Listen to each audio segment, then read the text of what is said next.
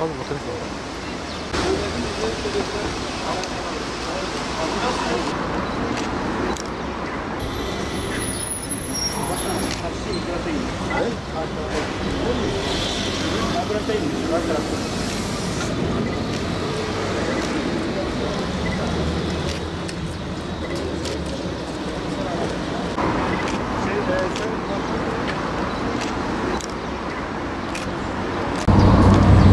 Evet, bugün Diyarbakır'dan bağımsız milletvekili adaylığı müracaatında bulunacağım için Hüdapar'daki genel başkanlık görevinden istifa ettim.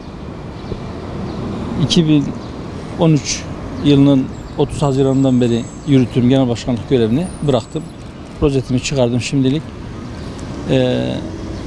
Aslında biz Hüdapar olarak 81 ilde 600 adayla seçime girmeye karar vermiştik. Fakat arkadaşların ısrarlı talepleri üzerine bağımsız aday olarak seçime katılmam icap etti.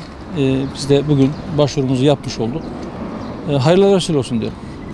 Başka ilde var mı bağımsız aday falan? Bir de Batman'da var. Bakmadım. Evet.